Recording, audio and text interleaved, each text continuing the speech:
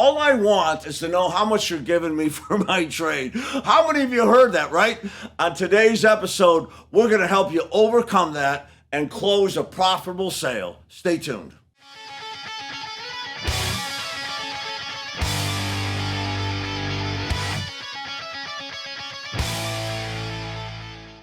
Hi, I'm David Lowe, the automotive sales coach, and welcome to Prepare to Win. This is a podcast that's really focusing on helping you live and work with excellence, right? To create that joy, peace, and satisfaction that can only come from the pursuit of your best self, right? Grace is in dealership today, so I'm coming to you alone. She says hello. This is a big topic. By the way, Grace, I coached her on this when she was selling, and she had some great successes handling this exact problem we're facing today, which is what all I want is to know what my trade's worth, right? So I want to take you through the thinking behind this, because I'm going to tell you something. There's a lot of people out there who tell you, this is what you do when this happens, and they want, check. I just want to know the one thing I can do. There's no such thing. You need a set of thinking. You need to see the situation correctly. And yes, you need to have a professional plan. But it's not about saying one thing or about doing one thing. It's about becoming a master sales professional, right? That acts and reacts according to the preparation and training. And when somebody brings up something like this, we're not worried about it. As a matter of fact, we expect it and we're prepared. So I just want you to think about it for a second. When someone comes in and all they care about is their trade, I always think, kind of, hey, what's going on here? You know what? It's really about the whole financial package. And what good is a trade number if the price is wrong or the payments are wrong and we didn't have a car they want, right? That's what goes through my mind, right? It's not what I discuss with the buyer right now. But I just, why? What is happening to make these people so adamant and so, right, I gotta have this? Well, I'm gonna tell you what's happened. They've been online, all your buyers have. They've been to 12 to 14 website. They've ran their trade, and they're not happy with what they're seeing, right? Either they think their car's worth more, duh, everybody does, or they owe more. A lot of people do, right?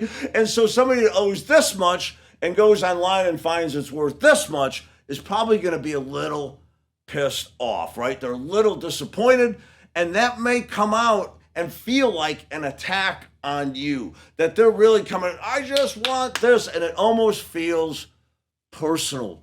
Don't let it be, right? Here's what happens. We don't control the market. We know that most people finance their cars too long. We give them shorter terms as an option, and they choose the long term. Most people don't put enough down. And so just by math, simple interest, when you calculate, it's so hard not to be upside down when you buy a car if you want to trade it in a year or 2 or 3 years, right? It takes time to build equity, a lot of time, typically 4 years, right? So we know that this is not our fault, so don't take it personally, right? And we know they're upset with where they are, not with us. So the first thing is I have to have my thinking right. This is critical because I think most salespeople get on the defense. And here's what salesmen have been doing through decades. Who cares what your trade's worth if I don't have a car you want to buy, right?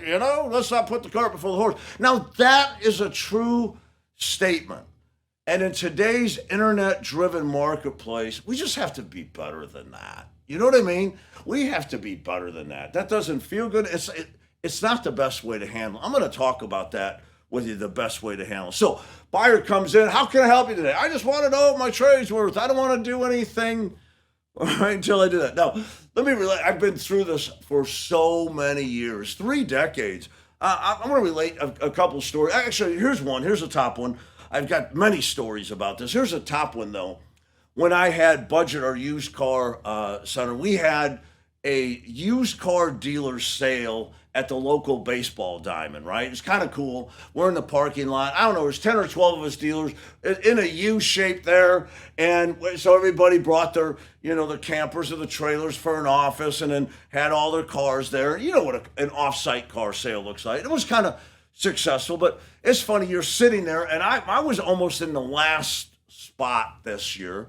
And it's funny, I watched somebody it was a Bronco, I believe. If you don't know what that is, right, there's the new Broncos. This was one of the big old Broncos, a nice one. But I watched this person go from one dealership to the next and get an appraisal. You know what I mean? I just watched it. She went in, they went out to her car. Some of them drove it, some of them didn't. Then she moved to the next dealer, right? She eventually got to me. So I actually went out to talk to her because I was so curious about it, right? And she was like, I just want a number on my trade, right?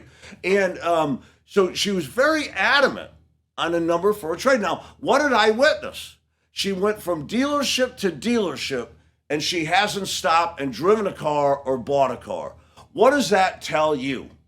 She's got unrealistic expectations. Let me ask you this. How many of those dealerships use the same market results to determine the value, right? I always say, listen, we don't value your car. We appraise the condition. The market values your car. And so every dealer she went to pulled up the same data and give or take, gave her around the same amount, and she was dissatisfied with all of them. Now she was coming to me and she was going to ask me to do what? Piss me off. Tell me what you'll give me for my trade. That's what would have happened, right? So I stopped her and said, listen, I know I couldn't help, but I watched her go from dealership to dealership. I know you've got numbers on your trade. How do you feel about those numbers so far? She goes, all you guys are cheaters and liars. My car's worth so much more than that, right? That was her attitude. And she went from place to place, setting that stage. And most salesmen, unprepared, reacted. You know what I told her? I said, you know what? I get that, and I know how frustrating it is. A lot of times, I know I'm that way. I always want more for my car than the market eventually says it's worth. Can I tell you the truth?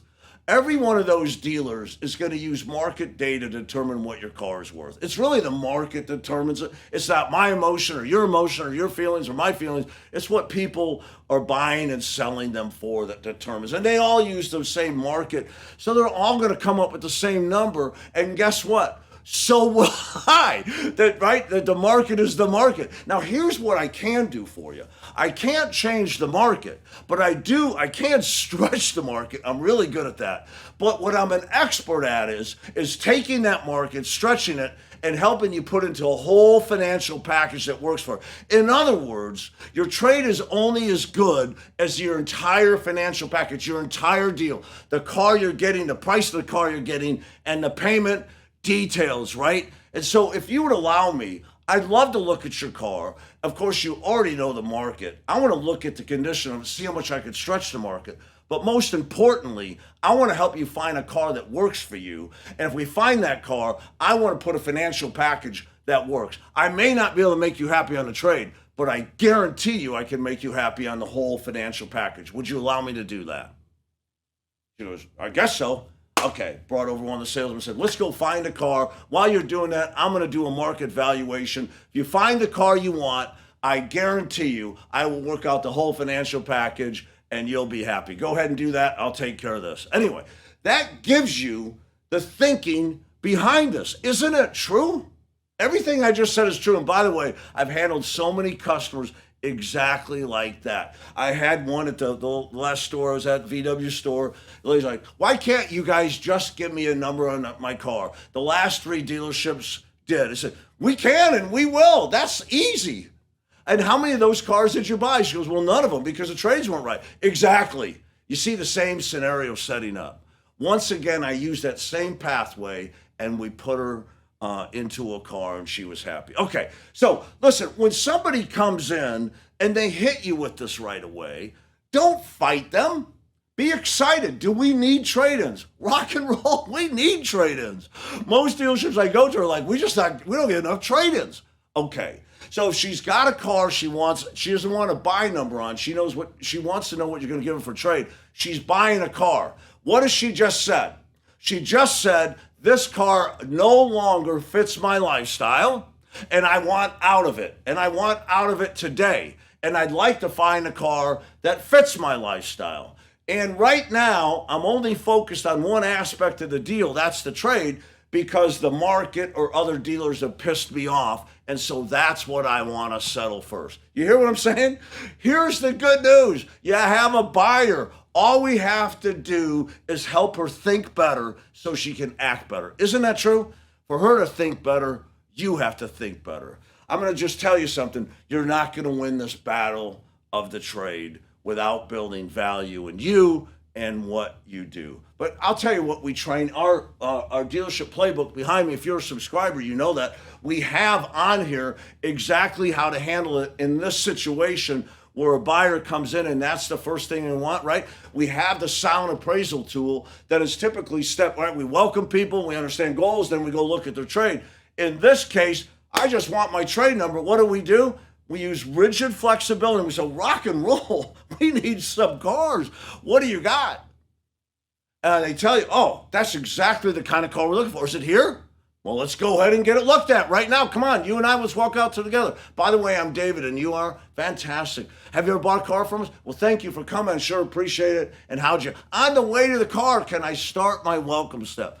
You bet I can. And when I'm walking around the car, can I not build relationship with them? Boy, this is a nice car. Boy, you kept this car in nice condition, right? Have you enjoyed the car? We compliment the trade, right? We praise the trade, not appraise the trade. We praise it, which builds them up. We're not here to nickel and dime you. And we walk around the car with a silent appraisal. Right now is not the time to say, all right, lady, let me tell you why you're not going to get what you want. Let me point out all the things that I have to deduct.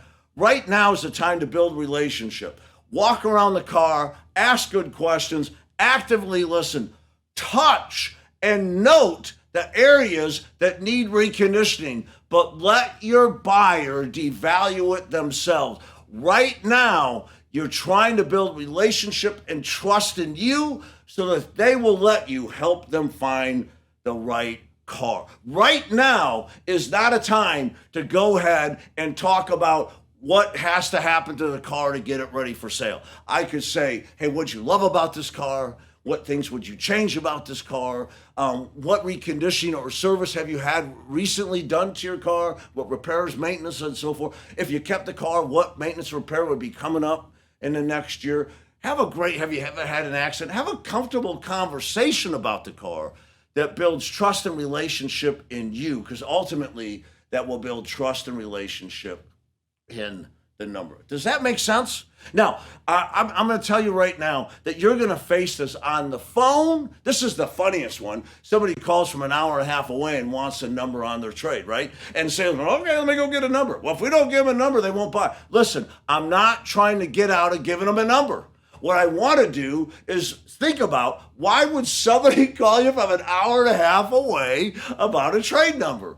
What has occurred before they call it? Get inside the buyer's head, understand and have some empathy for what they're going through. And I guarantee you, if you apply our process with rigid flexibility, rigid, I do all the steps. Flexibility, I may reorder the steps in order to accommodate this buyer. If you do that, I guarantee you will build value in you. And value in you turns to relationship and trust. And they will begin to accept the things they can't change. They can't change the market on their car. We need them to accept that by focusing on what? That whole financial package. Okay, we're going through these episodes. We're going through some of the toughest situations that you encounter.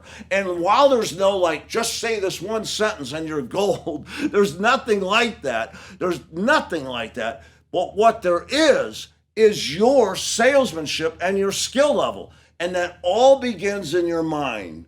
You've got to get your thinking right, and you've got to prepare to play with action. Do you know how to do a great silent appraisal? Do you know how to ask those good understand gold questions and good welcome step? So that wholesale one, you can go ahead and overcome their fear and connect and lead and begin to help them find the car that they want. Does that make sense? Okay.